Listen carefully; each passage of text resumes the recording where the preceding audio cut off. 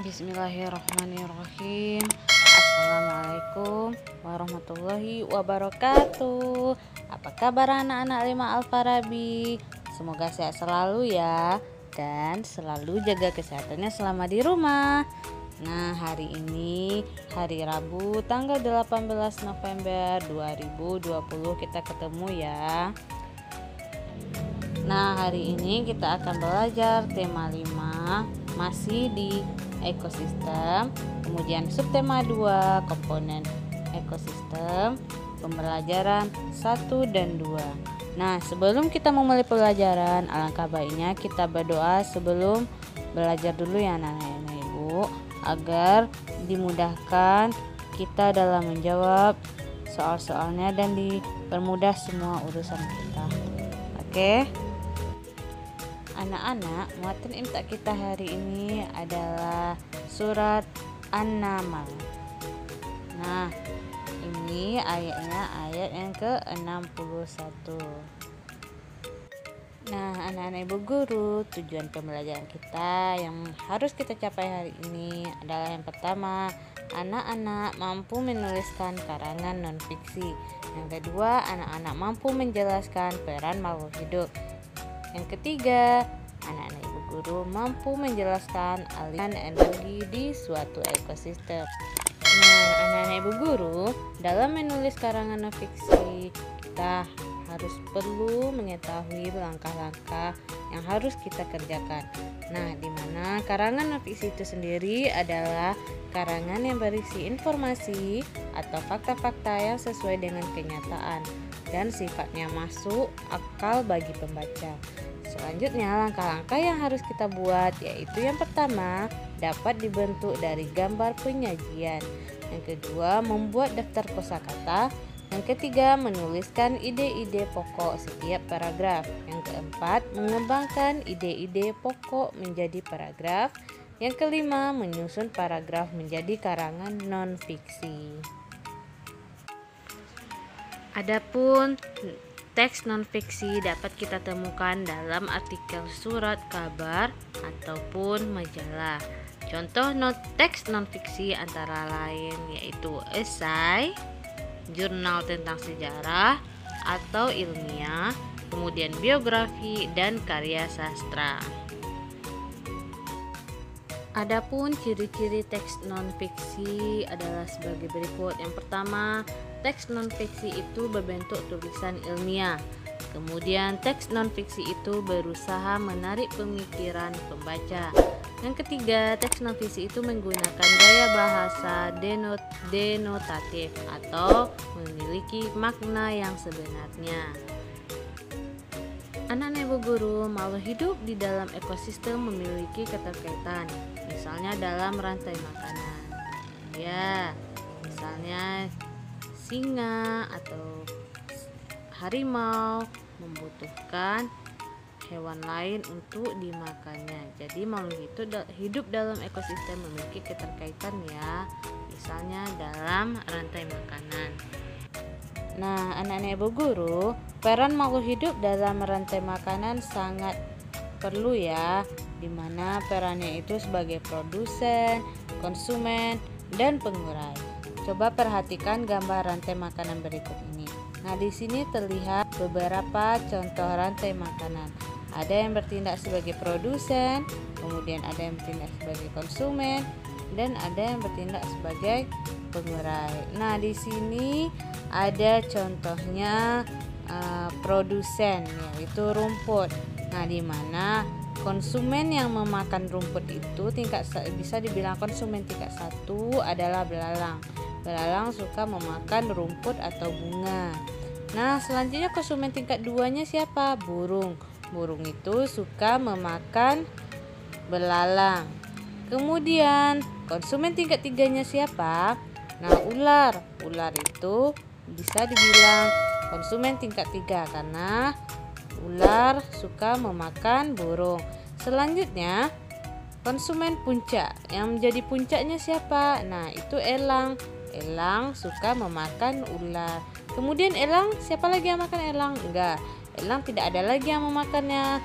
Jadi elang akan menjadi pengurai, akan mati dan menjadi pengurai. Begitu ya peranan makhluk hidup dalam rantai makanan. Nah, dalam rantai makanan ada makhluk hidup yang berperan sebagai produsen, konsumen, dan pengurai. Apa sih itu masing-masing dari pengertian produsen, konsumen, dan pengurai? Nah, di sini kita dapat ya, di mana produsen itu adalah makhluk hidup yang dapat menghasilkan makanan sendiri.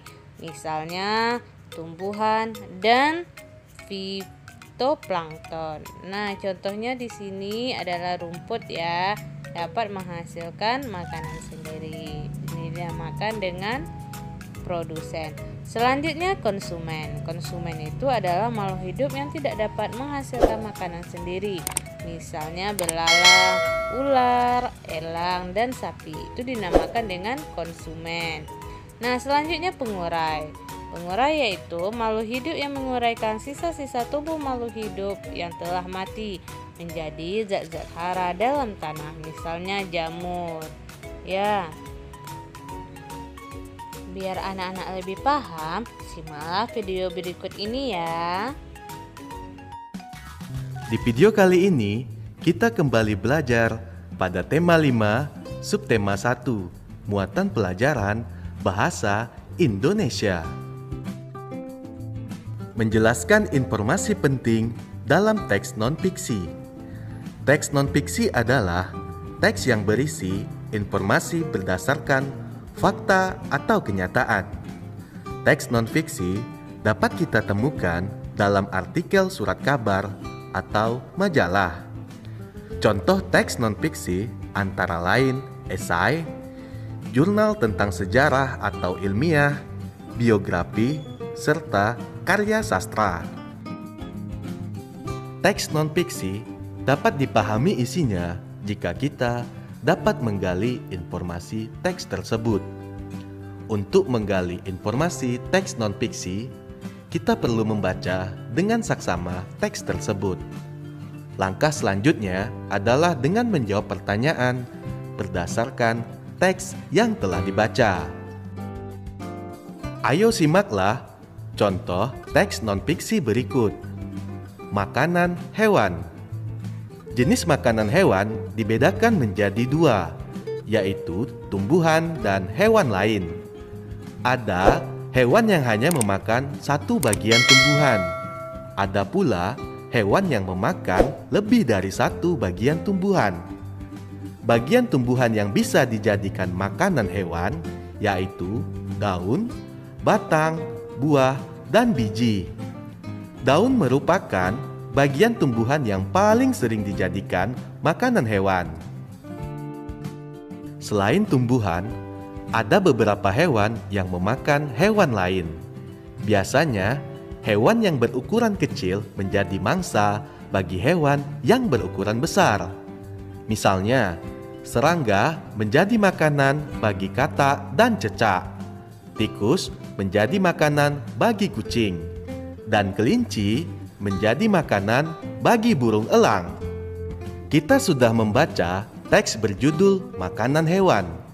Teks tersebut menjelaskan jenis-jenis makanan hewan. Ayo kita jawab pertanyaan berdasarkan teks tersebut.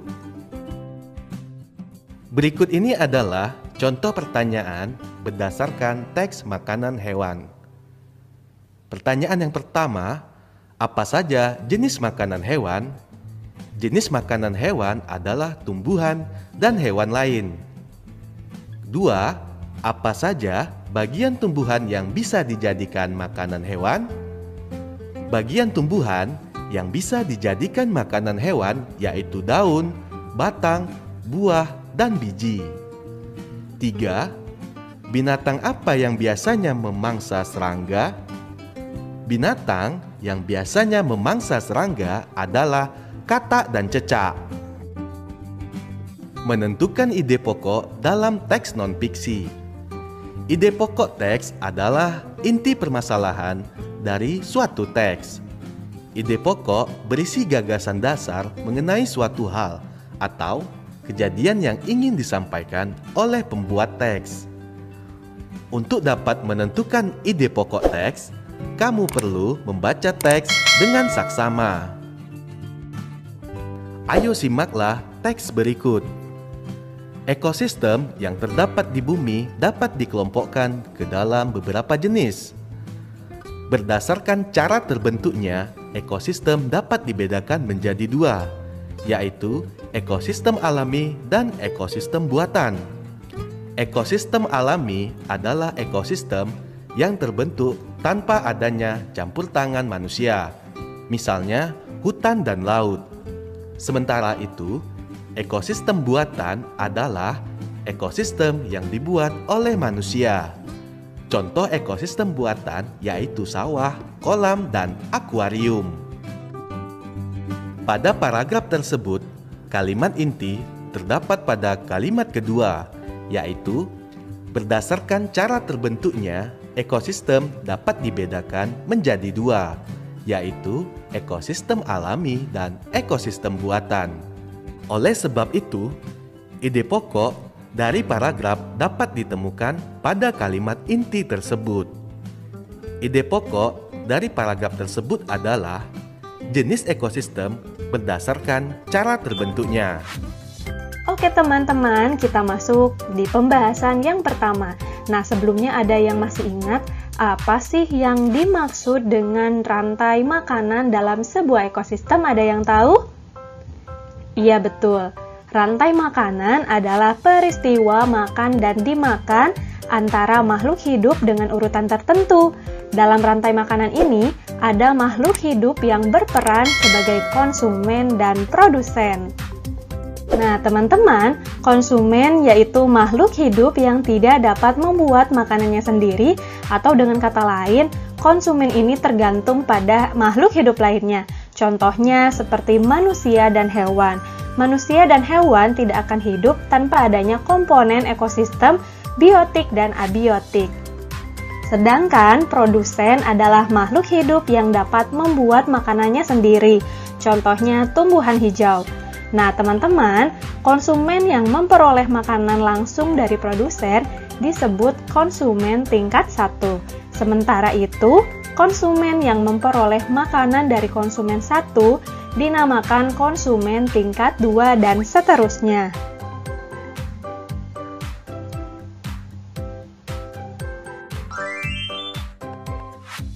Nah, teman-teman, perlu teman-teman ketahui, tumbuhan dapat menghasilkan makanan sendiri yang dapat digunakan sebagai sumber energi bagi konsumen. Nah, teman-teman di sini ada yang tahu bagaimana tumbuhan ini menghasilkan makanannya sendiri? Iya betul, yaitu dengan fotosintesis. Nah, perlu teman-teman ketahui juga, karena konsumen ini adalah suatu makhluk hidup yang tidak dapat membuat makanannya sendiri, oleh karena itu, untuk mendapatkan energi, konsumen bergantung pada suatu produsen atau makhluk lainnya. Nah, teman-teman, dalam komponen rantai makanan, konsumen terbagi menjadi 3 bagian. Apa saja sih? Ada yang tahu? Iya, betul. Konsumen terbagi menjadi 3 bagian, yaitu konsumen primer, konsumen sekunder, dan konsumen tersier. Nah, teman-teman, berikut adalah penjelasan dari masing-masing konsumen berdasarkan tingkatan tersebut. Yang pertama ada konsumen primer. Nah, teman-teman, konsumen primer adalah konsumen pertama yang mana ia mendapat energi langsung dari produsen. Contohnya adalah suatu makhluk hidup yang termasuk herbivora seperti sapi, kerbau, kelinci, dan lain-lain. Nah, teman-teman, jika dilihat dari ekosistem sawah yang menjadi atau berperan sebagai konsumen primer, apa ya teman-teman? Iya betul, yang berperan sebagai konsumen primer dalam suatu ekosistem sawah yaitu belalang. Karena belalang langsung memakan produsen yaitu tumbuhan hijau. Selanjutnya, konsumen yang kedua yaitu ada konsumen sekunder. Nah, teman-teman, konsumen sekunder ini merupakan konsumen kedua yang mendapatkan sumber energi atau makanan dari konsumen pertama. Contohnya adalah pada hewan pemakan daging atau sering disebut juga sebagai hewan karnivora. Contohnya adalah misalkan seekor kucing, anjing, ular, dan lain-lain. Nah, teman-teman bisa kita lihat di contoh dalam sebuah ekosistem sawah yang berperan sebagai konsumen sekunder, yaitu bisa katak atau ular ya teman-teman. Oke, selanjutnya konsumen yang ketiga yaitu ada konsumen tersier, yaitu konsumen yang mendapatkan sumber energi dengan memakan konsumen kedua. Contohnya adalah pada burung elang, harimau, singa, dan lain-lain. Nah, untuk contoh yang sama dalam sebuah ekosistem sawah yang berperan sebagai konsumen tersier atau tingkat 3 ya, yaitu ada apa teman-teman? Ada burung elang ya teman-teman.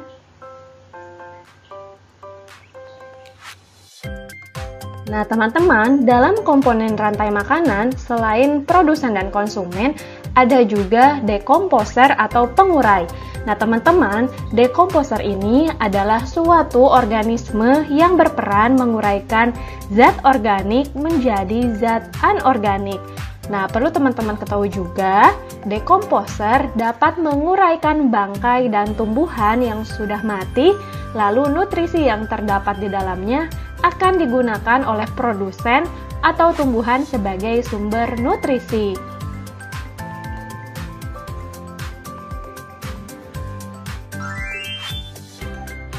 Nah, teman-teman, selanjutnya kita akan mencoba mengurutkan rantai makanan yang terjadi di dalam ekosistem laut. Yang pertama, fitoplankton dimakan oleh zooplankton.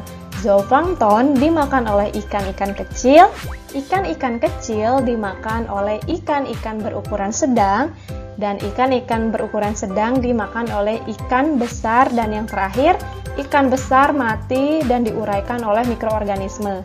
Nah, teman-teman, dalam rangkaian makanan di dalam ekosistem laut ini, fitoplankton berperan sebagai produsen karena jumlahnya sangat banyak dan menjadi cadangan makanan bagi sebagian besar makhluk hidup pada ekosistem air. Kemudian, zooplankton berperan sebagai konsumen tingkat 1, ikan-ikan kecil berperan sebagai konsumen tingkat 2, ikan-ikan sedang berperan sebagai konsumen tingkat 3, dan ikan besar berperan sebagai konsumen tingkat 4 atau konsumen puncak.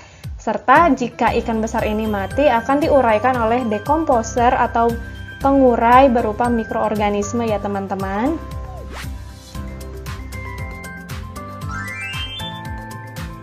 Selanjutnya teman-teman akan mengetahui apa itu jaring-jaring makanan.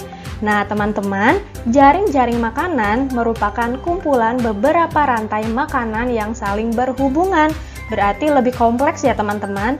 Organisme yang terlibat dalam sebuah jaring-jaring makanan juga memiliki lebih banyak pilihan makanan dibanding organisme yang ada pada rantai makanan. Jadi, perbedaannya adalah dalam rantai makanan, organisme yang berperan menjadi konsumen hanya memiliki satu pilihan makanan saja.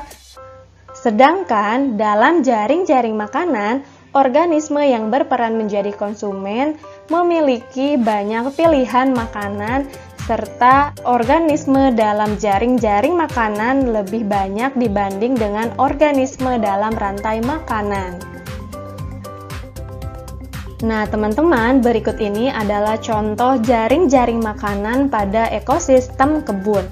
Bisa teman-teman lihat sendiri di gambar bahwa tumbuhan sebagai produsen atau penghasil makanan sendiri dimakan oleh konsumen tingkat 1, yaitu belalang, burung pemakan biji, tikus, dan kelinci. Lalu, belalang dimakan oleh laba-laba. Kemudian, burung pemakan biji dimakan oleh ular, burung elang, dan rubah. Kemudian, tikus dan kelinci dimakan oleh rubah dan juga burung elang. Lalu, laba-laba dimakan oleh ular dan burung pemakan serangga. Burung pemakan serangga dimakan oleh burung elang dan rubah. Kemudian, ular dimakan oleh burung elang. Dan jika burung elang dan rubah mati, maka mereka akan dimakan oleh bakteri pengurai.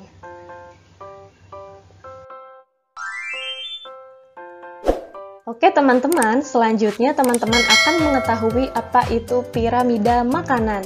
Nah teman-teman, piramida makanan merupakan diagram yang menggambarkan susunan tingkat trofik satu dan tingkat trofik lainnya berdasarkan jumlah, biomasa, dan kemampuan menyimpan energi pada setiap trofiknya. Sesuai dengan namanya, susunannya berbentuk piramida dan komposisinya semakin ke atas, semakin mengecil. Komposisi yang berada di dasar piramida merupakan produsen, sedangkan yang berada di bagian atas merupakan konsumen puncak. Teman-teman, piramida makanan dapat dikelompokkan menjadi dua kelompok berdasarkan ekosistem makhluk hidup. Pengelompokannya yaitu piramida makanan ekosistem air dan piramida makanan ekosistem darat.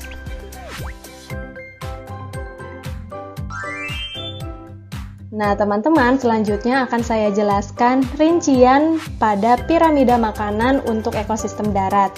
Nah, teman-teman, pada ekosistem darat ini, piramida makanan tidak hanya diisi oleh hewan saja, akan tetapi tumbuhan juga menjadi salah satu bagian penting dari piramida makanan ekosistem darat. Berikut adalah rincian piramida makanan untuk ekosistem darat, dan bisa teman-teman lihat di gambar ya. Untuk produsen pada piramida makanan ekosistem darat dihuni oleh berbagai tumbuhan seperti rerumputan dan tumbuhan yang daunnya dikonsumsi oleh sebagian besar populasi binatang di daratan. Kemudian ada konsumen satu yang berada pada tropik 2. Contohnya adalah serangga dan tikus yang memakan tumbuhan dan sejenisnya. Kemudian ada konsumen tingkat 2 atau konsumen 2 yang berada pada tropik 3 diisi oleh katak, ayam, dan hewan sejenisnya yang mengonsumsi serangga dan belalang. Selanjutnya, ada konsumen 3 atau konsumen puncak yang berada pada tropik 4 pada piramida makanan ekosistem darat yang diisi oleh burung elang, ular, dan hewan lain pemangsa ayam dan hewan sejenisnya.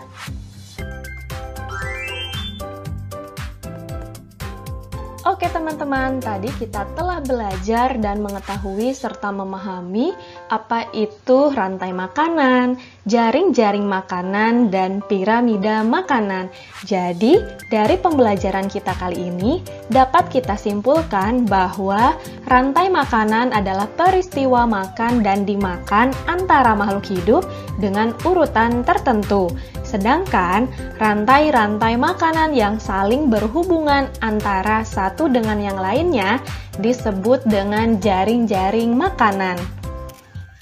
Piramida makanan adalah gambaran dari struktur tingkat tropik ekosistem.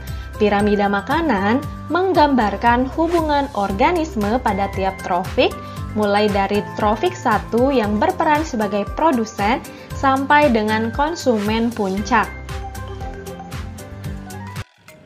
Oke kelas, please open your book, page 47, number 1 and number 2. And then this is, silahkan anak ibu guru kerjakan di buku garis 2-nya ya. Nah, selamat mengerjakan dan jangan lupa baca basmalah dahulu. Oke, thank you for watching. Don't forget subscribe, like, and comment. See you, bye-bye, and wassalamualaikum warahmatullahi wabarakatuh.